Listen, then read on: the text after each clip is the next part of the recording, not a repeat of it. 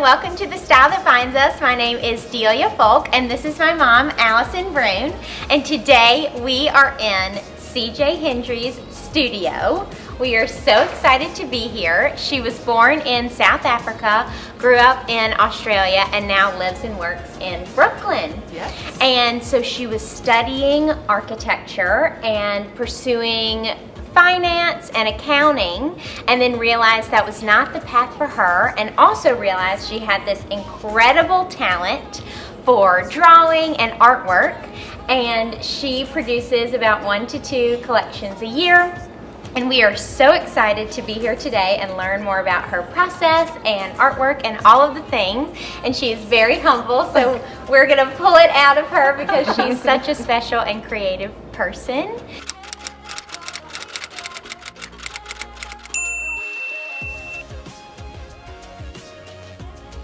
So I come from quite a traditional old school family.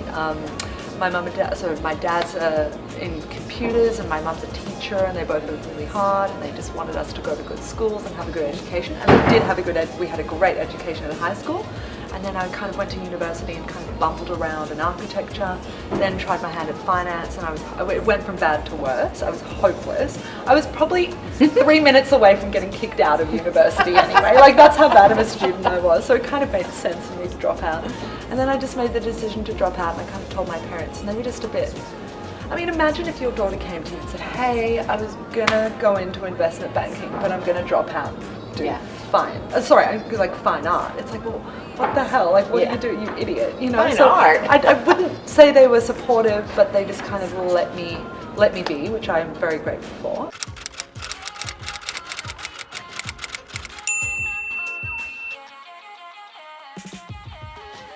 So it's funny because most of the time you're like, oh, you're an artist, you went to art school, or you're a whatever, you went to this school for that. And I obviously didn't go to art school for what I do.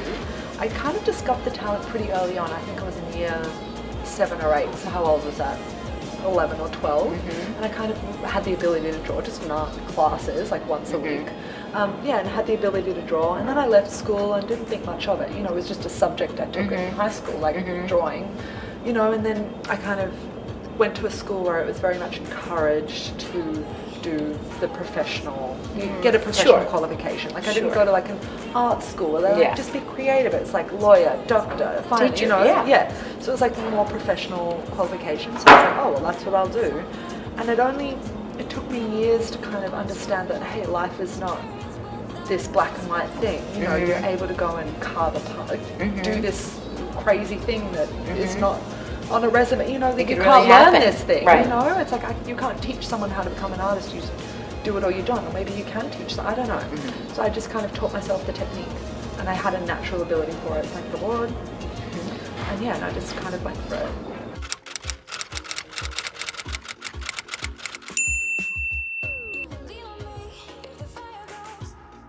Yeah, so I listen to audiobooks and podcasts, mainly podcasts. I like to learn, listen to other people. I don't listen to music. I find I like music, but I'm not obsessed by music. I know a lot of people like music, but I can't focus on any. Yeah, it's like, what's going on? So I like to listen, and I find the days go so quickly because I listen to I consume so much information during the day because I can draw almost with my eyes, not really with my eyes closed, but it's like driving a car. Right. Drawing for me is now like driving a car. It just happens. I don't need to think about it, so I can think in my brain and learn. And so I think it's so important to have that thing while you're creating. Yeah.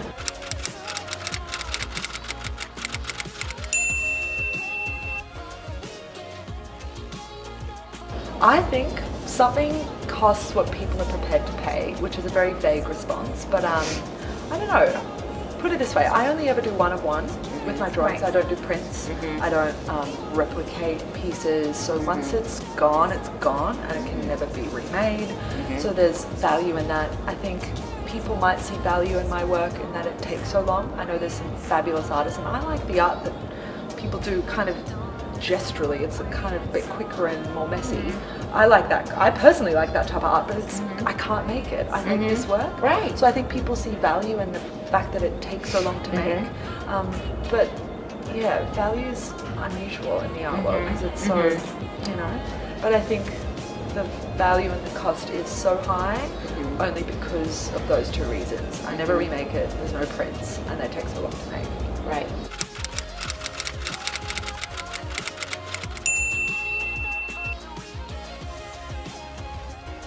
Great question, and it's a question no one really asks in the artwork because it's like this hush-hush thing.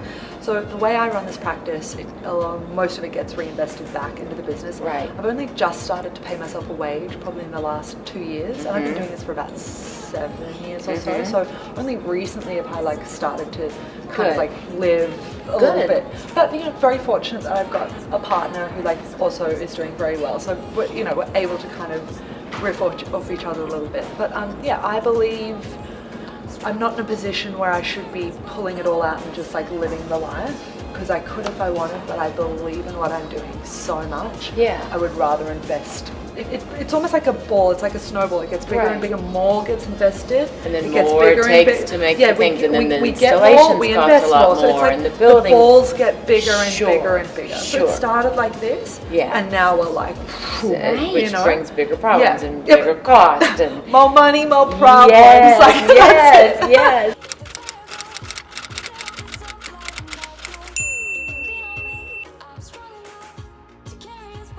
I think it's really difficult being an artist on Instagram because you want to stay true to your work. Right. You want to do your work when you want to do it. You don't want to have to update every other minute. Right. So you kind of, I find that it's like an interesting mix of being an artist and also marketing. Well, not marketing, just showing what you're doing.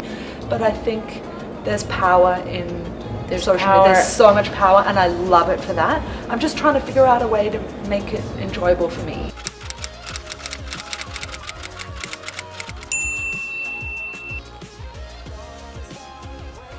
It's very organic. So I was also using Instagram 7 to 8 years ago. So I didn't start it last year. It was kind of something I've been doing for years. You grew up with it. I kind of grew up with it, exactly. And I've had periods where I like haven't posted anything for a year or two. So I've kind of like had breaks. I'm like, oh, I just need to chill, which is really nice. Like good for the soul, like not having to post anything. Right.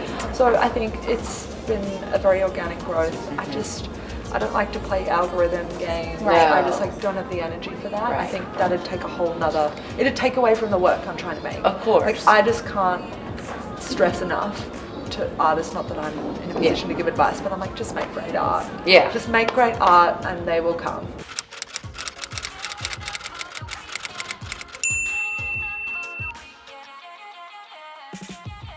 Honest, I'm quite structured in the way I work. I like get up pretty early, like 6. I go for a run with my dog. I'm in the studio at about 7:30, and we'll probably leave at about 10. And we do that every single day. Like I love it.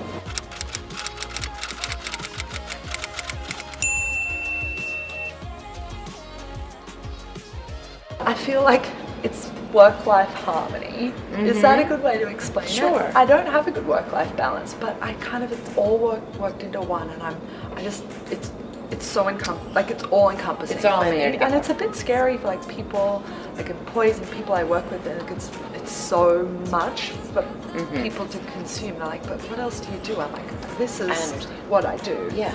So it is hard to kind of explain that to friends. My life. It's my life. It's everything. Right.